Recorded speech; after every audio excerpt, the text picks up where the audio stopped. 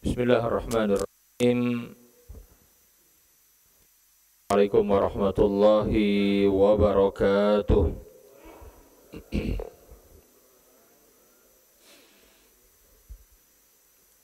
Alhamdulillahi wa kafa.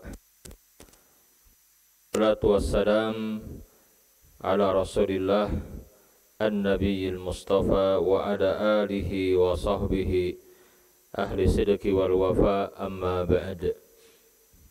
Ya ayyuhalladzina amanu taqullaha haqqa tuqatih wa la tamutunna illa wa antum muslimun.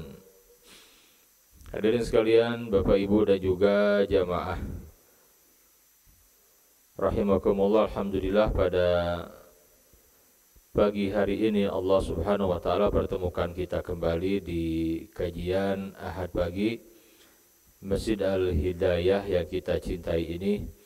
Mudah-mudahan majelis ilmu kita pada pagi hari ini diberkahi Allah Subhanahu wa taala dan semoga dicatat sebagai amal saleh yang akan memberatkan timbangan amal kebaikan kita semua di akhirat nanti. Allahumma rabbana taqabbal minna innaka antas samiul alim wa tub alaina innaka antat tawwabur rahim.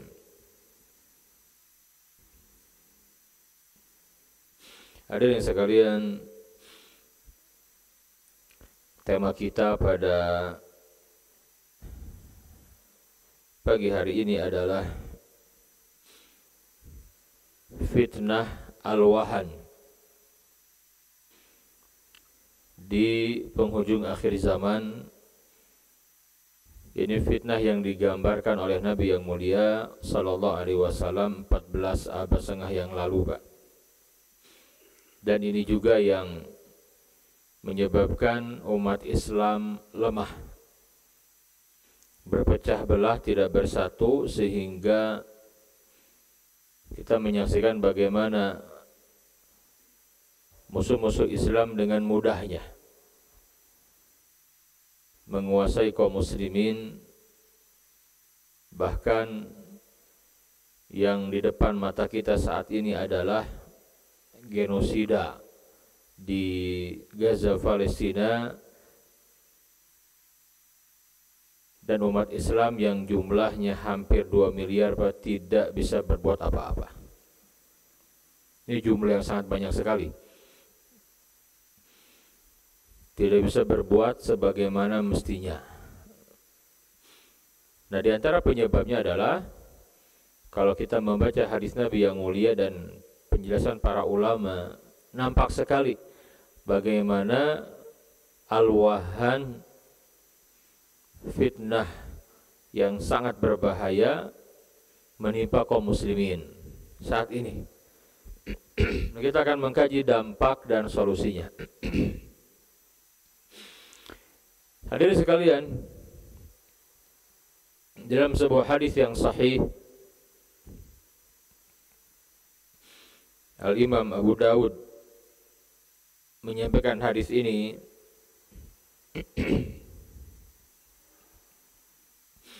tentang al-wahan dari Thauban radhiyallahu taala anhu, salah seorang sahabat Nabi yang mulia, sahabat Nabi yang banyak berjihad bersama Nabi. Thauban. Nah, Thauban ini menyampaikan,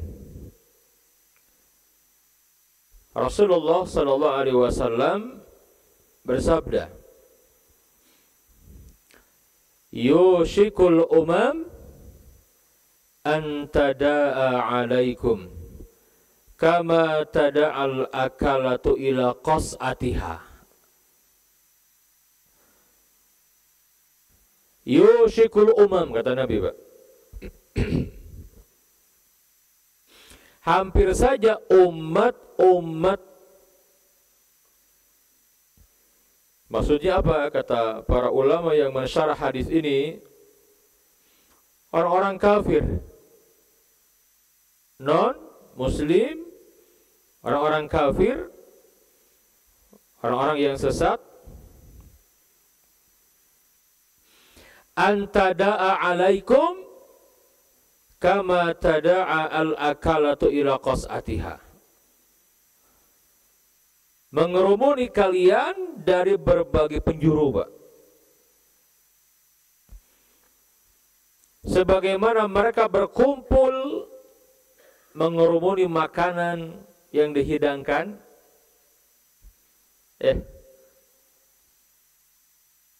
yang dihidangkan di dalam piring.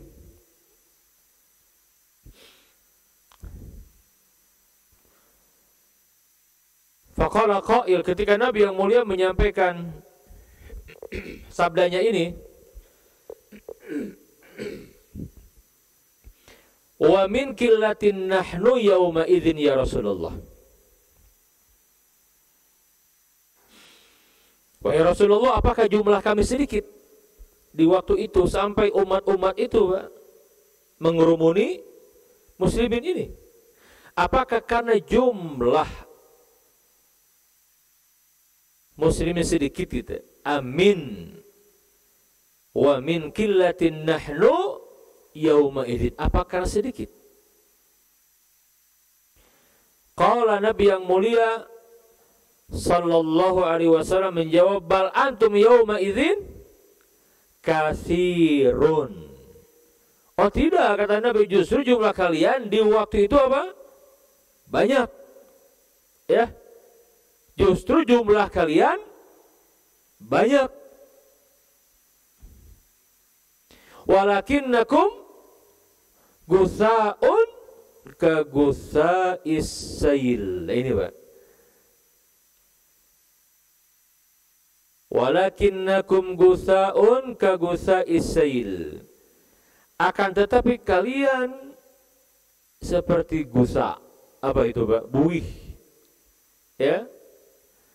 Jadi kalian seperti buih di lautan. Walakinnakum gusaun ka gusais sail. Ya. Wala yanzi'anna Allahu min suduri aduwikum al-mahabata minkum. Nabi yang mulia menyampaikan, Allah akan mencabut rasa takut pada hati musuh kalian.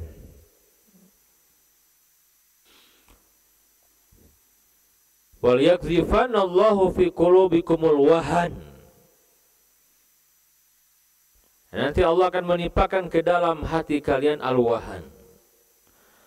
Faqala qail, ada seorang sahabat yang bertanya di waktu itu, ya Rasulullah, wa mal wahnu? Ya Rasulullah, apa itu al-wahan? Nah, sahabat juga, ini istilah yang asing gitu ya. Bertanya, Pak, wa mal wahnu ya Rasulullah, apa itu al-wahn ya Rasulullah? Qala, Nabi yang mulia menjawab, hadirin sekalian, kata Nabi yang mulia, hubbud dunya wa karahiyatul maut. Hubbud dunya wa karahiyatul maut.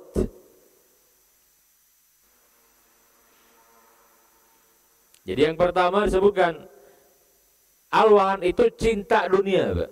Hubbud dunya, cinta.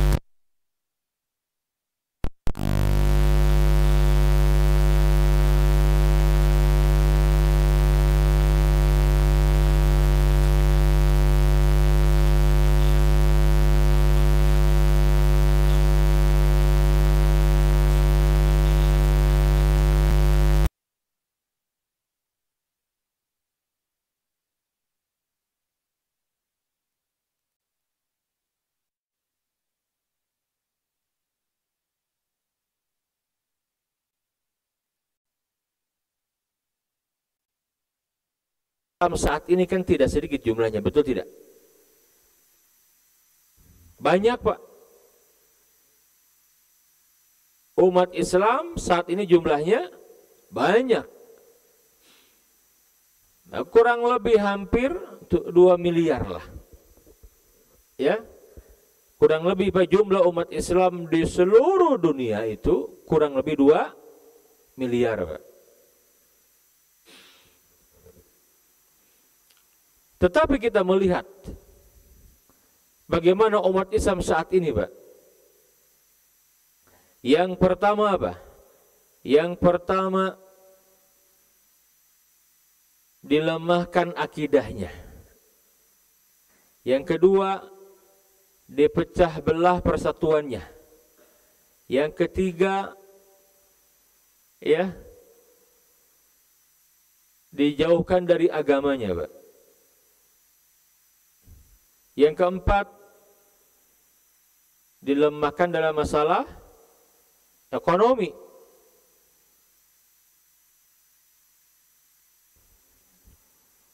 Dan juga apa? Yang kelima, ya, dilemahkan politiknya, Pak. Ini umat Islam ini. Saya ulang, yang pertama apa? Dilemahkan akidah, Pak. Ini ciri sekarang ini.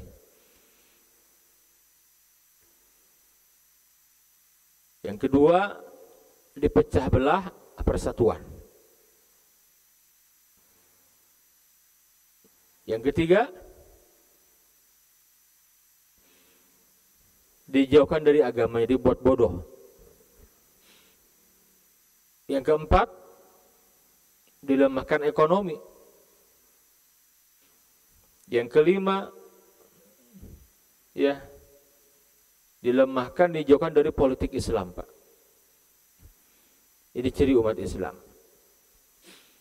Nah, maka kalau kita mendapati umat Islam di berbagai tempat saat ini berada di dalam kondisi yang menyedihkan, terutama ini yang hampir 2 tahun, Pak. Ini sekarang bulan September, betul tidak? Sekarang tanggal berapa, Pak? Tanggal 7. Ini bulan depan ini sudah 2 tahun pas itu. Bagaimana saudara kita di Gaza, Palestina, Pak? Kan kita menyaksikan, bahasa saya itu di hadapan mata kita, betul tidak? Dan kita melihat langsung, Pak. Walaupun jauh, kita melihat langsung bagaimana mereka dibunuh. Bahkan sekarang ini sudah narasi yang dibuat itu, Pak, bukan lagi perang, tapi apa? Genosida. Bayangkan, genosida kita menyaksikan dan kita diam. Ini sekarang ini kan sedang ada gerakan menembus blokade Gaza, Pak. Dari mana-mana, Pak. Saya punya sahabat di Darut Tauhid, Direktur DT Peduli. Ya, Kang Jajang itu ikut, sekarang ikut, Pak. Memang tidak mudah. Jadi dari Tunisia kan, dari Tunis naik kapal gitu dengan semua sedunia aktivis, Pak. Lewat laut. Ya. Kita doakan mudah-mudahan berhasil. Kenapa? Ini kan gerakan masyarakat yang peduli, betul tidak? Kenapa kira-kira, Pak? Karena orang-orang yang diberikan amanah berupa kekuasaan, negeri-negeri muslimin yang dekat itu, Pak, kayak Mesir tuh, Mesir kan dekat kan? Mesir dekat tidak Mesir, Pak? Dekat, Pak, tetanggaan. Yordania dekat. Libanon, ya, dan yang lainnya. Kita mah jauh, Pak. Secara geografi kita jauh. Tetapi mereka tidak berbuat yang semestinya. Terutama sekarang ini, Pak. Yang paling menyesakan dada di sini. Saya karena sering ke sana, Pak. Paham benar gitu. Mesir itu, Mesir, Pak. itu masyarakatnya luar biasa, Pak. Cintanya kepada Gaza Palestina. Masyarakat itu luar biasa cintanya, Pak. Tetapi kita tahu siapa yang berkuasa di Mesir, betul tidak?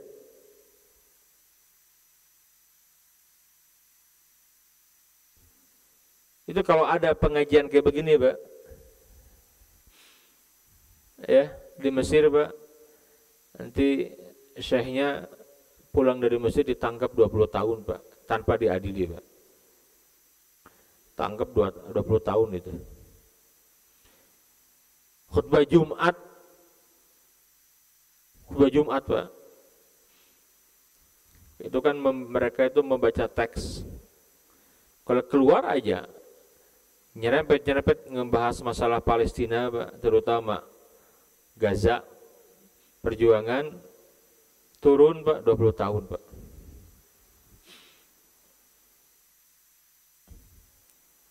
Dan yang lainnya.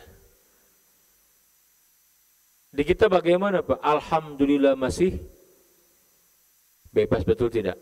Bahkan pemerintahnya turun. Walaupun ya kita terus menekan agar jangan mau, ini sekarang kan ujiannya bagaimana, Pak? Tetap negeri ini dilibatkan untuk pemindahan apa? Sementara warga Gaza, Pak. Nah, saya agak khawatir kalau kita lengah sedikit gitu ya, bahaya. Kalau sampai kemudian orang-orang Gaza dipindahkan ke kita, Pak. Ya, makanya para tokoh-tokoh Palestina sendiri menolak, jangan sampai Indonesia terkena jebakan gitu kan, jangan. Ya. Nah kembali, Pak, itu orang-orang Mesir kecintaan kepada Palestina luar biasa, tapi mereka tidak bisa berbuat apa-apa karena tadi. Hadirin sekalian, bantuan kemanusiaan itu yang memungkinkan lewat darat, pertama lewat Yordan, kedua lewat Mesir, Pak. Ini mobil apa? Mobil besar itu ngantri kan? Bantuan kemanusiaan itu tidak bisa masuk. Sekalinya masuk Pak, di Rafah masuk nih, itu harus riswah nyogoknya itu, Pak, mahal sekali. Yang jaga perbatasan Rafah Mesir Palestina Gaza itu apa orang Yahudi, Pak? Yahudi bukan. Yang jaga di perbatasan Rafah siapa? Orang Mesir. Mesir, Pak. Nah ini, kalau kita membaca hadis yang mulia yang kita bahas tentang Al-Wahan ini, Pak, subhanallah, kita mendapati benar, betul tidak, Pak? Umat Islam di kerumuni, Pak, semua. Wah, dicabik-cabik. Yusikul umam antada'a alaikum kama tada'al akalatu ila qas'ati. Ini nyata sekali nih. Datang semua. Wah. Tapi kita tidak bisa berbuat apa-apa. Sekedar bantuan kemanusiaan yang namanya makanan, obat-obatan, sekedar ingin masuk itu. Padahal secara hukum internasional memang seperti itu. Kita tidak bisa, Pak, lobby umat Islam lemah sekali. Ini satu sisi, betul kan? Satu sisi, Pak.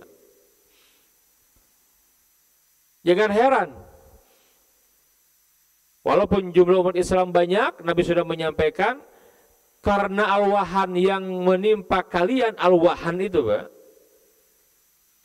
maka Allah cabut itu rasa takut, rasa gentar dari hati musuh-musuh kalian. Dulu, Pak, ketika mendengar disebut nama tokoh para pejuang itu luar biasa, mereka punya wibawanya, Pak. Ya Nabi jelas. Di zaman para sahabat itu orang mendengarkan dulu nggak kayak sekarang Pak, mendengar namanya saja Pak, nama ya. Misalkan siapa? Umar bin Khattab, disebut nama Umar Pak, waduh itu. Takutnya musuh-musuh Islam disebut namanya saja Umar gitu. Tidak hanya Umar, itu sahabat jelas Pak. Para pejuang, contoh. Ada seorang sosok yang luar biasa. Bukan sahabat Nabi, jauh dari sahabat Nabi Pak. Udah lama sekali gitu. Bahkan hampir 8 abad. Bahkan masih muda lagi Pak, masih muda. Siapa namanya? Sultan Muhammad Al-Fatih. Itu masih muda ketika menaklukkan Konstantinopel itu. Lah itu kan Al-Fatih itu Pak, ketika menaklukkan Konstantinopel yang menjadi ibu kota Bizantium Timur, ya, Bizantium Timur,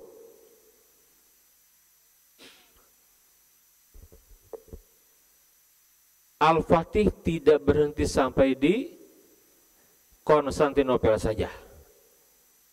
Kan bergerak terus Pak, kemana tuh? Ke Roma. Di mana Roma itu? Sekarang di mana Pak?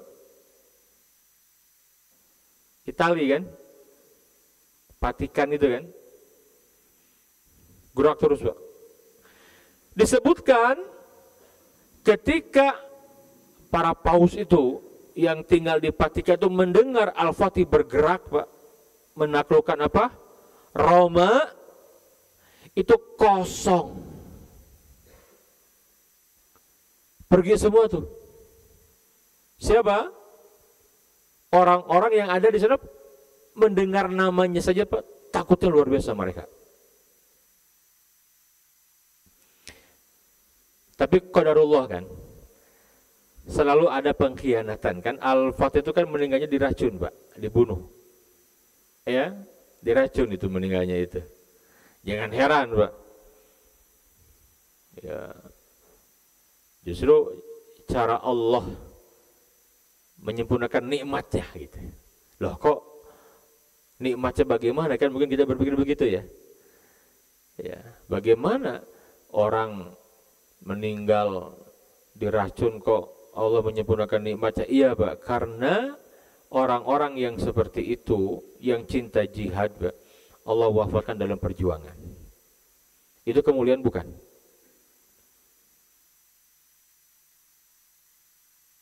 Umar bagaimana meninggalnya Pak? Umar bin Khattab, sahabat yang mulia, bagaimana? Apa dia di tempat tidur meninggalnya? Karena sakit itu. Bagaimana meninggalnya Pak? Ditikam Pak, lagi sholat. Jadi imam, beliau itu imam di Masjid Nabawi. Dibunuh sama Abu Lulu al-Majusi Pak. Itu Umar. Loh kok bisa? Nah, ternyata Umar dibunuh oleh Abu Lu'lu al-Majusi itu Pak, karena doanya. Nah, ini penting sekali Pak. Umar yang minta apa? Mintanya kan secara logika waktu itu kan aneh, kok Umar doanya begitu gitu. Apa doanya Pak? Ya Allah, wafatkan aku di kota nabimu, riwayatin di masjid nabimu dalam keadaan syahid. Itu doanya siapa? Doanya Umar. Lah waktu itu Umar sebagai apa? Khalifah Pak. Sebagai Khalifah Amirul Mukminin. Kuat sekali itu Madinah Pak. Bahkan Umar mengirim para dai kan, menyebarkan Islam kemana-mana itu, sampai ke negeri Syam, sampai Palestina kan ditaklukkan di waktu Umar, bahkan Persia pun berakhir di waktu Umar, Pak. Tapi doanya, ya Allah wafatkan aku di kota nabimu, di masjid nabimu dalam keadaan syahid, Pak. Maka ada sahabat, lah mungkin ini gimana doanya, betul tidak, aneh kan? Kok ini sebagai Amirul Mukminin itu ingin meninggal di kota Nabi, kan di Madinah, betul tidak? Dia kan di masjid Nabi, mau gimana ceritanya? Karena jujur Pak, Allah datangkan asbabnya. Itu kalau cara pandang orang beriman begitu, Pak. Saya mau tanya, Pak, meninggal ya dalam keadaan berjuang itu kemuliaan bukan? Kemuliaan. Saya kemarin, Pak, kan ada syekh dari Palestina. Dia sebenarnya orang Gaza asli, Pak. Jadi sebelum itu baru menikah. Jadi sebelum terjadi 7 Oktober dia kan ya keluar biasa, ada tugas kan. Nah, di Sumatera, di Aceh pertama itu, di beberapa tempat kan banyak para dai-dai dari Gaza itu. Nah, beliau keluar, pas keluar kan terjadi tuh 7 Oktober kan dia bisa masuk lagi. Ya, akhirnya beliau ya sampai di dakwah, lembaga-lembaga yang bawa dia sudahlah di Indonesia aja, paling aman di Indonesia, Pak. Nah, sekarang dengan Dewan Dakwah di Bandung Barat, kemarin saya ketemu. Nah, kan kita tahu, Pak, ya berita terbaru kan, sang jubir Hamas apa namanya, Pak, Abu Ubaidah, ya kan, yang suka pakai apa, ditutup mukanya itu, Pak, yang sering menyampaikan berita-berita terkini seputar perjuangan kan. Sekarang kita nggak dapat lagi karena beliau gugur sebagai syuhada insya Allah. Nah, saya kan kemarin ada rapat, saya ketemu dia nih, ketemu kan sedang tidak seperti dakwah. Saya bilang begini, Pak Syekh, saya bilang, saya sangat sedih sekali ya dengan kepergian Abu Ubaidah. Kita tidak akan mendapati lagi berita-berita. Saat ini kan beliau itu orang luar biasa, Pak, ahli berpidato, kalimat-kalimat dalam bahasa Arab yang fasih, kalau kita ngerti itu luar biasa, Pak. Ya. Kata beliau apa? Loh, kenapa kamu sedih? Ini gitu aja, Pak. Kenapa kamu sedih? Kenapa tidak bergembira mengucapkan selamat, katanya? Loh, maksudnya apa? Saya bilang kan, itu kami itu sudah biasa. Justru setiap kami itu ingin syahid. Terus terang saya sedih ada di sini, katanya. Jadi cerita, Pak, karena keluarga saya sudah hampir setahun saya tidak tahu bagaimana sih mereka. Setahun yang lalu masih komunikasi gitu ya, ya kan, masih pindah sana pindah sini kan. Sekarang terputus, saya nggak tahu lagi. Kecuali tokoh-tokoh besar kayak tadi itu. Nah, kalau saya tidak bersedih, saya sujud syukur. Sujud syukur, Pak. Keinginan yang selama ini disampaikan ingin menjadi syuhada, Allah kabulkan. Malah saya di sini sedih, katanya. Saya ingin balik ke sana, gimana caranya? Subhanallah, Pak. Saya sedih. Ya, tapi saya tidak boleh. Ya, harus berjuang juga di sini. Kenapa? Karena saya ingin syahid. Dia cerita, Pak, saya ingin syahid, katanya. Dia ingin syahid, tapi bisa di sini kan, karena waktu itu tugas. Dia bisa masuk lagi, Pak. Lihat bagaimana mindset orang-orang Gaza, Pak. Makanya mereka itu yang kemudian menakutkan, betul tidak, Pak? Kenapa? Secara dohirnya kan mereka diserang, betul tidak? Dari mana-mana, Pak. Tapi karena mereka selamat dari al-wahan, ya kan? Lihat bagaimana para pejuang di sana menggentarkan musuh-musuh yang secara dohirnya mereka punya peralatan militer yang luar biasa. Betul tidak, Pak? Dicabut. Tetapi pemimpin-pemimpin muslimin, Pak, tidak semua saat ini ya yang diberi kekuasaan itu tidak menakutkan musuh, betul tidak? Justru mereka bergabung dengan musuh, Pak. Subhanallah. Ya. Jadi dulu mendengar nama itu takut sekali. Nah, termasuk Al-Fatih, Pak. Anak muda ini, Pak, ketika akan menaklukkan Roma itu takut sekali mereka. Siapa lagi? Orang-orang kalau sudah all out kepada akhirat berjuang, Pak, itu menggetarkan musuh. Saya sering sampaikan di majelis hadirin sekalian. Saya sampaikan siapa, Pak? Ahmad Yasin yang duduk di kursi roda. Fisiknya bagaimana fisiknya? Bagaimana fisiknya, Pak? Lemah, Pak. Di kursi roda. Berapa lama? 54 tahun, Pak. Itu fisiknya. Orang yang fisiknya lemah di kursi roda, kalau jatuh dari kursi roda pun harus dibantu, kalau enggak bisa meninggal itu. Itu fisiknya, Pak. Tetapi bagaimana sosok Ammar Yasin itu menakutkan bagi orang-orang Yahudi, Pak, Israel, Pak. Betul tidak? Takut sekali dengan nama Ammar Yasin. Lagi-lagi, Pak, Allah sempurnakan nikmatnya. Lagi-lagi, Allah sempurnakan nikmatnya. Kenapa ya? Karena keinginannya, Pak, untuk syahid di jalan Allah. Beres sholat subuh begini. Beres sholat subuh, Pak, di Gaza itu beliau keluar dibom, Pak. Selesai. Betul tidak? Tugasnya selesai dan insya Allah mereka mendapatkan janji dari Allah kemuliaan, Pak. Nah, kita di sini belum tentu. Ya. Nah, kembali. Nah, jadi ketika al-wahan menimpa umat ini, Pak, maka umat dalam keterpurukan. Kita lihat bagaimana umat Islam saat ini, Pak, ini dampak dari al-wahan. Kalau kita amati, Pak, hilangnya wibawa umat Islam yang pertama, Pak. Umat yang dahulu ditakuti, disegani, sekarang diremehkan. Ya kan? Diremehkan, Pak. Ya. Saya katakan tadi, sekedar minta lobby itu secara diplomatiknya kan gitu ya, diplomasinya ya, agar bantuan masuk, nggak didengar, Pak. Ditekan dari mana nggak didengar, Pak. Makanya bergerak sekarang kan. Civil society bergerak, betul tidak? Bergerak, Pak.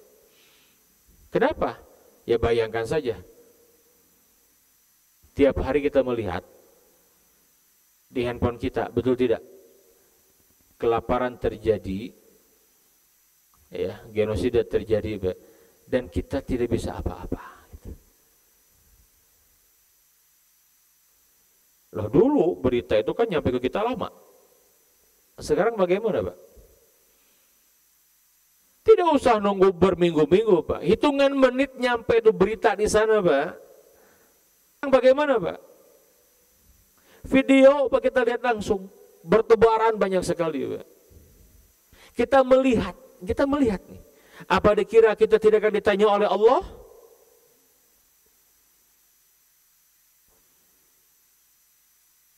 Kalau kita besok lusa meninggal dunia, Pak, dan kita menyaksikan bagaimana saudara kita diperlakukan muslimin itu di sana, Pak. Apa kira-kira kita tidak akan ditanya, Pak? Umat Islam hilang wibawanya sekarang. Ya. Ketika sudah larut dengan hubbu dunia, cinta dunia, Allah cabut. Ya. Rasa takut dalam dada musuh itu dicabut sama Allah, Pak. Udah tidak lagi punya wibawa sekarang ini. Kenapa? Karena para pemimpin ini bisa dibeli, betul tidak? Dibeli, Pak. Ya. Hadirin sekalian, coba kita ini diperlihatkan sangat kontra sekali, Pak. Itu musuh, Pak, ketika mereka membantu Yahudi untuk menggenosida saudara kita, Pak. Yang dikirimnya apa, Pak? Eropa, Amerika ngirim apa? Senjata. Terus pasok. umat Islam yang diperanginya. Mana ada yang berani ngirim terang-terangan senjata? Ada tidak, Pak? Enggak ada, Pak. Sebatas mengirimkan bantuan, bahkan apa? Ya, obat-obatan, makanan gitu. Itu pun tidak bisa masuk, bayangin. Ada mereka, Pak, dengan mudah mensuplai apa? Senjata, betul tidak? Untuk menggenosida muslimin. Lah kita ingin masuk bantuan saja nggak bisa, Pak. Ya kalau masuk lewat perbatasan mana, Pak? Israel misalkan yang jelas ya wajar, Pak. Lah ini Mesir. Nggak bisa, Pak. Sedih tidak kita, Pak? Sedih, Pak. Separah ini umat ini gitu. Ya. Sekarang sajalah ketika muncul tokoh-tokoh yang istiqomah gitu, ya, yang tidak cinta dunia, akhirat orientasinya, Pak. Jadi orang ini, Pak, orang kalau sudah hobi dunia itu pasti takut mati, kan paket. Tapi orang kalau sudah akhirat orientasi hidupnya, Pak, dia akan berani, Pak, membela kemuliaan ini, nggak takut gitu, ya. Kita lihat siapa? Orang-orang yang berjuang di Gaza ini, Pak. Kenapa saya angkat Gaza? Karena ini pelajaran berharga buat kita saat ini. Sangat berharga sekali, Pak. Dan di saat bersamaan, mohon maaf, al-wahan, cinta dunia dan takut mati ini Allah perlihatkan. Ada di para pemimpin-pemimpin negara Islam. Saya pernah menyampaikan di majelis ini, Pak, hadis tentang perempuan yang mengurung seekor kucing. Ini ada perempuan, Pak, di zaman Nabi yang mulia. Ini Nabi menyebutkan. Kata Nabi yang mulia, uzibat imro'atun. Ada seorang wanita, Pak. Bahkan dalam syarah hadis ini, Pak, dia ahli ibadah. Wanita ahli ibadah. Wanita ini diazab, Nabi menceritakan kan, karena diberi wahyu oleh Allah gitu. Kenapa diazab, Pak? Karena seekor kucing. Seekor kucing. Kenapa? Si wanita ini punya kucing, Pak. Kucingnya itu dikerem. Tidak diberi makan, tidak diberi minum, dikerem itu kucing. Dan itu kucing tidak dikeluarkan, dikencar-kencing orang bapaknya, tidak dikeluarkan untuk mencari makan dan minum sendiri. Itu kucing kelaparan, kehausan, dan dikerem. Itu kucing mati, Pak. Nabi menyebutkan hiya finnar, gara-gara dia mengurung seekor kucing tadi itu, nggak diberi makan, nggak diberi minum, mati kelaparan, kehausan. Gara-gara itu wanita ahli ibadah ini diazab di neraka.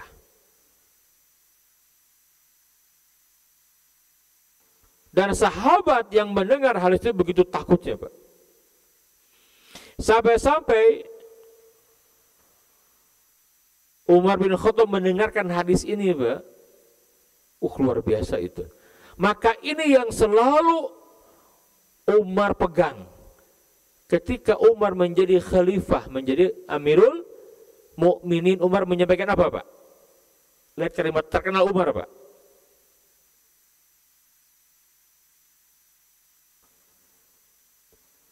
Seekor keledai. Keledai itu binatang, betul tidak? Yang kelaparan, yang kurus, yang dia celaka sekali itu gara-gara boleh jadi tidak diperhatikan, Pak. Maka itu akan menjadi tanggung jawab di akhirat nanti. Kata Umar begitu, Pak. Keledai loh, Pak, binatang, Pak.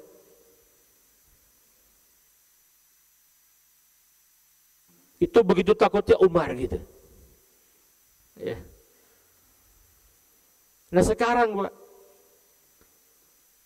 itu sama dengan membiarkan ribuan manusia kelaparan, betul tidak? Kehausan. Dan diam aja, Pak. kayak bapak misalkan di sini nih, sebagai apalah, sebagai ya wali kota misalkan kan, ya. Bandung nih bertetanggaan dengan mana gitu kan, misalkan dengan Tasik gitu ya. Nah, kita tahu nih di Tasik ada genosida tuh, pembantaian Pak, tetangga kan, kita malah melihat saja Pak, bahkan bantuan yang ingin masuk juga dihalang-halangi Pak. Oh, ini kan parah sekali, betul tidak? Parah sekali Pak. Terbayang tidak bagaimana di sisi Allah dosanya. Loh, kok mereka kayak tidak takut? Loh, gimana mau takut Pak? Oh, hubbu dunia sudah mengakar dalam dirinya, ya kan? Al-Wahan ini kan sudah luar biasa nih,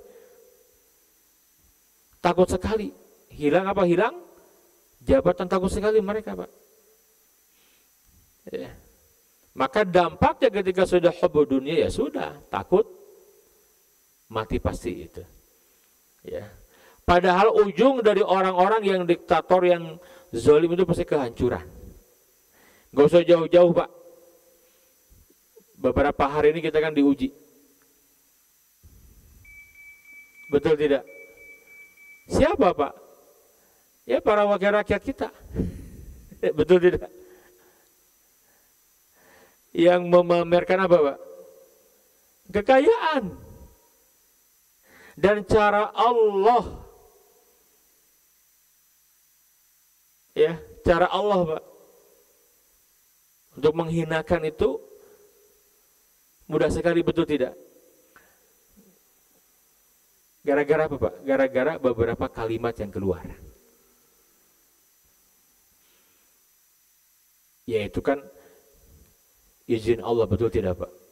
Gara-gara kalimat yang keluar itu ramai sekali, betul tidak? Kita melihat Pak, jadi kita tahu sekarang. Luar biasa Pak. Ada seorang anggota dewan, artis, yang rumahnya saja Pak, rumahnya saja 150 miliar. Eta ima siga mall Pak. Seperti apa? Seperti mall Pak.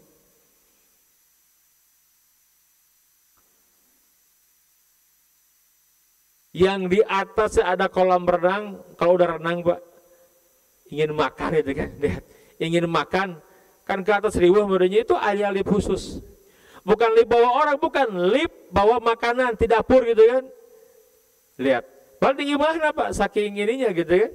Dan saya lapar gitu kan, kirim makanan di dapur Pak. Lain dibawa. Ayah lipnya gitu kan, tinggal dikirim naik ke atas, ambil, subhanallah. Dibongkar sama Allah Pak. Ya. Nah jadi karena Al-Wahan inilah umat Islam hilang wibawanya, berpecah belah, bahkan lemahnya semangat jihad.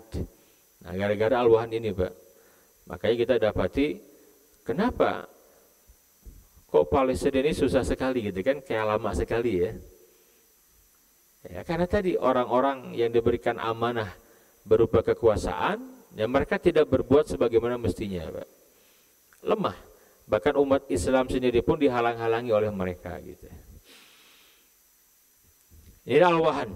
Nah maka penutup bagaimana Pak? Solusi agar umat ini sehat, selamat dari Al-Wahan. Yang pertama bagaimana solusinya? Nabi yang mulia menyampaikan, maka harus ditanamkan cinta akhirat. Jadi umat ini harus diingatkan kembali tentang akhirat oriented Pak. Sedikit saat ada kisah di masa Umar. Ini dialog antara Rib'i bin Amir. Ini prajurit biasa Rib'i ini. Ketika Umar membebaskan Persia Pak. Itu kan peradaban yang besar sekali Persia itu. Nah, sebelum perang terjadi, ada utusan muslimin namanya Rib'i bin Amir Pak. Datang menghadap Rustum, panglima Persia. Nah, ada yang menarik dialog mereka. Lihat, itu Rib'i Pak, itu bukan sahabat yang punya jabatan itu, tidak. Dia prajurit biasa. Justru sengaja dipilih oleh Sa'ad bin Abi Waqqas sang panglima, Pak. Kamu berangkat ke sana. Karena unik orang ini, Pak. Unik bagaimana? Dengan kezuhudannya, dengan kesederhanaannya gitu. Bukan karena tidak punya, bukan karena ingin kelihatan unik, tidak. Memang dia orang yang miskin, Pak. Orang yang tidak punya apa-apa gitu, tapi ingin berjihad gitu. Itu para ulama begitu menyampaikan. Sampai disebutkan, coba kira-kira Pak, kalau kita ngumpul gitu ya di satu organisasi, ada orang yang penampilannya nyentrik, Pak. Ini kan para prajurit nih. Tiba-tiba ada orang, Pak, bajunya lusuh, bolong-bolong juga gitu kan. Kalau yang lain pakai helm perang, dia pakai panci, Pak, dimodif gitu kan, pakai bawa tumbak itu sudah berkarat, naik keledai yang kurus, yang lain naik kuda gagah kan, ini naik keledai juga, Pak, bajunya sobek-sobek gitu kan. Unik tidak, Pak? Pasti menyita perhatian. Dan dia berbuat itu bukan ingin kelihatan aneh, bukan, memang dia ingin jihad, cuma nggak punya apa-apa. Justru kata Sa'ad, ya udah kamu berangkat ke sana. Tapi orang dalam kondisi begini, Pak, karena dia punya izah gitu, ketemu dengan Rustum yang mewah sekali, Pak, tidak minder dengan gagahnya, dan ketika ditanya kalimatnya luar biasa jawabannya. Apa yang terkenal kalimatnya, Pak? Rib'i ini sahabat Nabi, Pak, tapi kita tidak mendapati kisahnya kecuali di perang ini, Pak, karena ini luar biasa. Lihat kalimatnya. Ini kalian ini mau ngapain ke sini, kata Rustum? Ini kalimat terkenal. Rib'i menyampaikan, nahnu qaumun ibta'atsanallah linukhrijal ibad min ibadatil ibad ila ibadati rabbil ibad. Kami suatu kaum yang diutus untuk membebaskan manusia dari menyembah kepada manusia agar manusia menyembah Tuhannya manusia. Nah, yang kedua apa? Dan kami diutus untuk membebaskan manusia min diqid dunia ila sa'atil akhirah. Dari sempitnya dunia menuju apa? Luasnya dunia dan akhirat. Dan kami diutus untuk membebaskan manusia dari kezaliman agama-agama yang ada kepada keadilan Islam. Ini kalimat yang menggetarkan siapa, Pak? Rustum. Sampai dia bertanya, jadi kalian mau ngapain ke sini itu? Dengan kalimat-kalimat tadi. Aslim katanya, masuk Islam. Taslam, kamu selamat. Kalau enggak mau, lihat jawabannya, Pak. Bayar jizyah. Apa itu jizyah? Diceritakan jizyah itu. Enggak mau juga bagaimana? Nuqatilukum, kami akan perangi kalian. Sampai Allah berikan kemuliaan, kemenangan, atau kami syahid, surga tempat kembali kami. Baik, berikan waktu buat kami. Berapa lama? Sehari, 2 atau 3 hari? Ya nggak usah cepat-cepat juga, nanti kami kasih kabar kalian. Oh, nggak bisa. Nabi kami menyampaikan maksimal 3 hari, Pak. Kaget kan, Pak? Lihat pertanyaannya. Anta qaiduhum, kamu ini panglima perangnya ya? Nyamar begini. Oh, bukan. Saya prajurit biasa saja. Itu saling bisik-bisik, Pak. Ini prajurit biasanya mentalnya kayak begini gitu loh. Gimana qaidnya, Pak? Gimana panglimanya? Pas perang, Pak, pas perang itu, Pak. Kan jauh sekali itu. Di perang Al-Qadisiyah itu, Pak, muslimin berapa? Hanya 30.000, Persia berapa? 300.000. Tapi kalah mereka. Nah ini, Pak. Ya. Jadi orang kalau sudah all out, Islam datang membebaskan manusia agar jangan cinta dunia kan, akhirat orientasi hidupnya. Kalau sudah akhirat, Pak, luas dunia itu.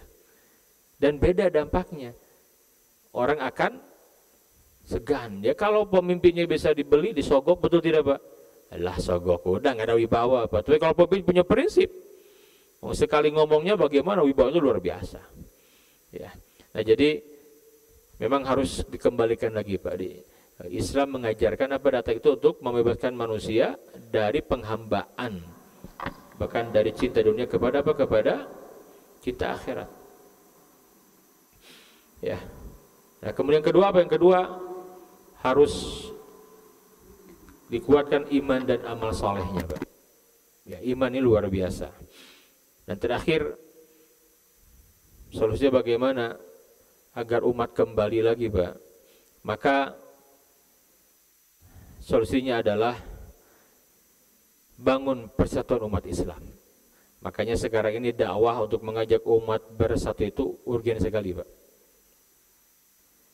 Agar umat bersatu, makanya sekarang sudah mulai muncul gerakan apa Pak? Ayolah kita bersatu dalam akidah, tetapi bertoleransi dalam masalah khilafiyah. Bersatu dalam dakwah Pak. Nah, jadi harus ya dalam masalah akidah kita bersatu, tapi perbedaan kita bertoleransi, betul tidak? Ya, toleransilah dalam masalah perbedaan khilafiyah itu. Ya. Nah, ini mudah-mudahan al-wahan ini tidak menimpa kita Pak. Allah selamatkan dari al-wahan, karena inilah yang menyebabkan umat Islam terhina. Kalau dulu umat Islam dasar di bawah, sekarang terhina gara-gara al-wahan ini. Dan kita dapati sekarang, terutama di para pemimpin kaum muslimin. Nah, nyata sekali, ini zamannya Pak. Allah alam bisawab. Kalau ada pertanyaan dari jamaah sekalian, satu atau dua kami persilahkan. Alhamdulillahirrahmanirrahim. Terima kasih Ustaz paparannya dan kajian-kajiannya tentang al-wahan ini sangat baik sekali. Barangkali dari para jamaah ada yang hendak bertanya tentang yang barusan dipaparkan, ataupun tentang yang lainnya, mungkin yang tentang ya akhir zaman, atau memang sudah mengerti semua. Nah, silakan Pak Dev. Assalamualaikum warahmatullahi wabarakatuh. Assalamualaikum warahmatullahi wabarakatuh.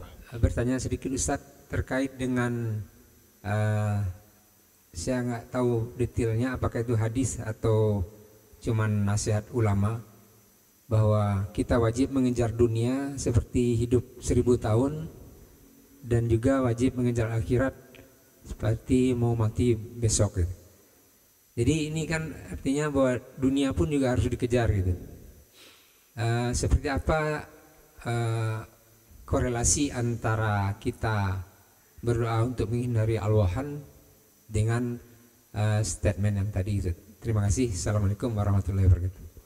Waalaikumsalam warahmatullahi. Ini bukan hadis ya. Ini ungkapan dari para sahabat sebagian menyampaikan. Jadi ya i'mal li dunyaka gitu. Ka'annaka ta'ishu abadan wa amal li akhiratika ka'annaka tamutu ghadan. Jadi carilah dunia, i'mal, beramal gitu, carilah seakan-akan kamu akan hidup selama-lamanya, dan beramal untuk akhiratmu seakan-akan kamu mati besok gitu kan. Hadirin sekalian, apa maksudnya Pak? Jadi cara meraih kemuliaan di akhirat itu kan dengan dunia yang ada sekarang ini Pak. Makanya bukan tidak boleh mengejar dunia, tetapi mencintai dunia yang berlebihan sampai membuat kita menjadi orang-orang yang durhaka kepada Allah. Gak mungkin kita bisa dipisahkan dari dunia, gak mungkin. Dan Quran ketika berbicara dunia apa Pak? Yang pertama itu harta, tahta, apa lagi Pak? Wanita. Harta, tahta, citra, nama baik, dan juga keluarga, itu Quran menyebutnya begitu Pak. Ya. Maka banyak ayatnya. Contoh di surat Ali Imran, Zuyyina linnasi hubbus syahawati minan nisa wal banin wal qanatiril muqantarah, dan seterusnya. dijadikan indah. Nah, itu kan kepada pandangan manusia keinginan untuk apa? Ya. Mencintai wanita. Sebutkan hubbus syahawati minan nisa wal banin, keluarga itu. Wal qanatiril muqantarah minadz zahabi wal fiddah wal khailil musawwamah wal an'am, emas dan perak, kekayaan gitu ya. Apalagi Pak, perusahaan, rumah dan yang lainnya ya, itu manusiawi, manusia suka dengan itu Pak. Apa tidak boleh? Boleh, silahkan. Yang tidak boleh apa? Cinta kepada itu semua mengalahkan cinta kepada Allah dan jihad. Ini Islam tuh begitu mengajarkan Pak. Maka di surat At-Taubah disebutkan, Qul in kana aba'ukum wa abna'ukum wa ikhwanukum wa ashiratukum, dan seterusnya itu. Katakan jika bapak-bapakmu, anak-anakmu, istri-istrimu, keluarga, ya, rumah dan yang lainnya lebih kamu cintai daripada Allah, Rasul dan jihad, maka tunggulah sampai Allah berikan keputusannya. Nah, jadi itu batasannya Pak. Cinta kepada semua itu manusiawi. Cinta orang tua, cinta kepada anak, wajar tidak? Wajar Pak. Kemudian juga suami cinta kepada istri, wajar. Istri cinta kepada suami juga wajar. Yang tidak boleh kecintaan itu sampai menghantarkan dia durhaka kepada Allah, nggak boleh. Itu yang tidak boleh gitu. Nah, jadi cari dunia untuk bekal akhirat kan gitu. Maka lihat di surat Al-Qasas 38. Wa batagi fi ma ataqallahu darul akhirah wa la tansa nasibaka minad dunya. Raihlah kemuliaan di akhirat berupa surga, jangan lupa bagianmu di dunia. Apa maksudnya Pak? Yang kita miliki, mungkin ada orang yang diberikan jabatan, ujian kan? Harta, kaya raya gitu kan, nama baik, popularitas, punya banyak pengikut, keluarga. Ya manusia itu begitu Pak. Jadikan semua itu untuk meraih kemuliaan di akhirat. Bukan menjerumuskan dikasih amanah jadi wakil rakyat, bukan yang ngurus rakyat gitu kan, pamer kekayaan, malah. Nah itu kan tertipu dengan dunia gitu. Celaka dia dengan dunianya Pak. Jadi cari. Bahkan Nabi menyebutkan, ya, kalau kamu bisa menanam apa? Menanam pohon kurma, sekalipun besok kiamat, katakan gitu kan, hari ini masih bisa tanam tuh pohon. Artinya apa? Ya beramal yang sampai titik yang maksimal. Tetapi semua itu untuk akhirat kita. Nah, emang kita ke akhirat beramal dengan apa Pak? Betul tidak? Kita kan dengan di dunia ini. Kita kalau diberikan harta banyak, kita bisa berzakat, berwakaf, berinfak, kan itu dunia kita, betul tidak? Tapi kita arahkan dengan benar. Punya jabatan apa, jihadnya Pak? Bikin keputusan, bikin apa namanya itu, yang bisa membela rakyat, betul tidak? Lewat yang kita buat. Kalau dia pemimpin gitu, ya, semua punya perannya masing-masing. Ya. Hanya sekarang gara-gara al-wahan sekarang kan, berlebih Pak, cinta dunia, takut mati, maka pecah, berkhianat mereka. Ya sekarang coba, tadi saya berulang-ulang menyampaikan Pak, kenapa sih nggak dibuka aja tuh Rafah Pak? Bantuan nyagit ngirim militer sih, bantuan masuk lah kita. Kan orang-orang di Gaza itu nggak minta dikirimi militer, enggak Pak. Cuman buka kata mereka agar bisa masuk bantuan. Itu aja susah. Itu kan umat parah sekali sekarang ini. Nah apa penyebabnya gitu kan? Ya aluhan itu. Sudah cinta dunia nggak mau mati, dia nyari dunia butuh apa ya? Untuk dinikmati, untuk sampai akhirnya dia terjerumus disesatkan sama Allah. Ya. Padahal dunia itu untuk mencari kemuliaan di akhirat. Yo, baca aja nanti Bapak kisah Umar bin Abdul Aziz, itu orang hebat Pak.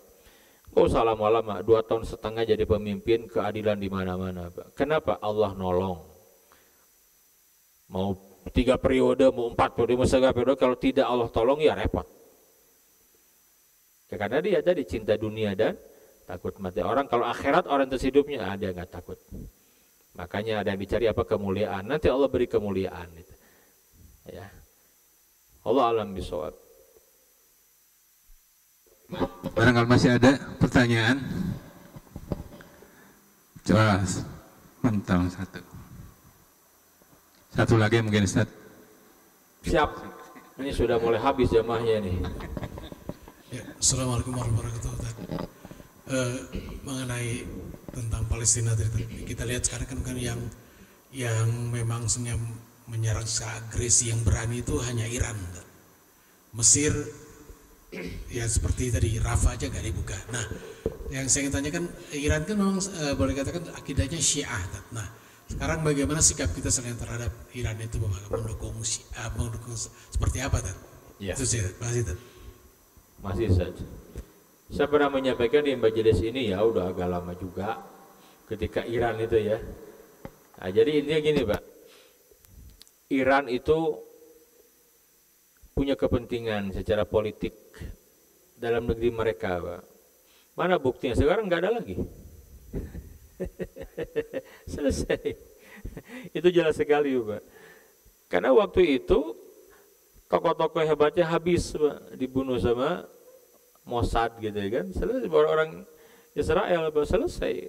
Karena juga Israel ingin menjatuhkan rezim sekarang ini gitu kan. Ya kan? Ya karena Iran punya kepentingan juga dengan akidah Syiah itu ingin menyebarkan, bahkan ingin menguasai Baitul Maqdis. Tapi akhirnya berbeda Pak. Dan dalam sejarah memang Palestina pernah dikuasai oleh Syiah Fatimiyah. Punya keyakinan yang berbeda. Apa keyakinan secara geopolitik? Kalau mereka nguasain Baitul Maqdis itu jantungnya tuh mereka kan nguasai dunia. Ya sama-sama juga ingin gitu. Kepentingannya begitu Pak. Nah, bagaimana? Yang pertama, kalau mereka benar ingin membela Palestina Gaza atas dasar ukhuwah Pak, ya kita bela. Jangan nunggu sampai 50.000 menjadi korban di genosida. Harus sekarang dari awal serang aja kalau mau. Termasuk sekarang juga sama. Tapi mereka punya kepentingan. Nah, sikap kita bagaimana?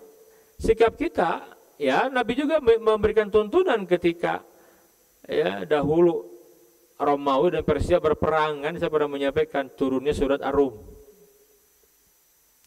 Gembira-gembira. Ya. Jangankan negara Syiah, mau komunis sekalipun gitu kan. Komunis nyerang Israel didukung kok kita mah. Gitu. Orang-orang Gaza terus tersenyum bahagia waktu itu. Ya tapi kan kita tahu mereka itu menyerang karena kepentingan politik dalam negeri mereka. Selesai sekarang udah gak ada lagi kan. Tapi pejuang di Gaza terus melawan terus Pak. Kan dalam teori perang itu kan, ketika masih ada perlawanan itu berarti belum dikatakan kalah kan begitu ya.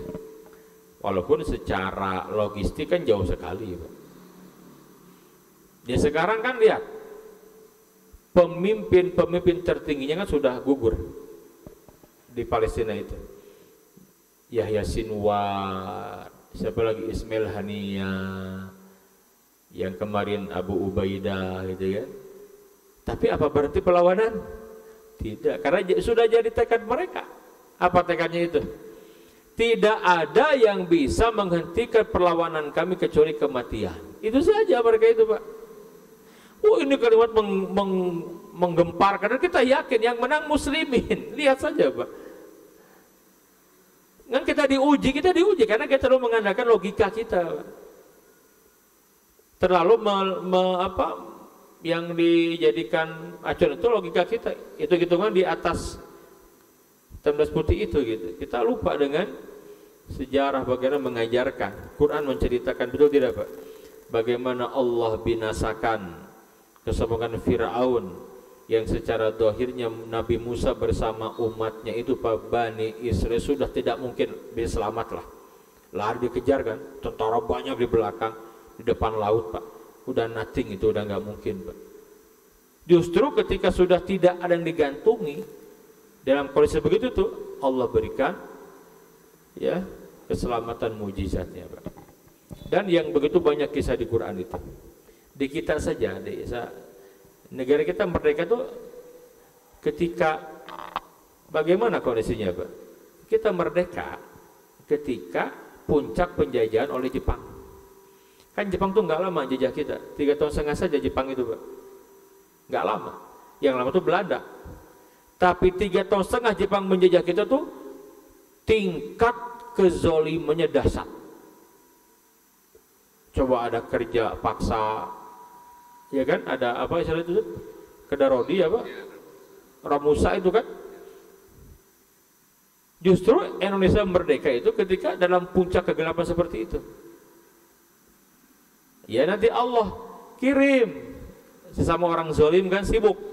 Bagaimana dibom Hiroshima Nagasaki oleh Amerika, pindahkan sibuk gitu mereka.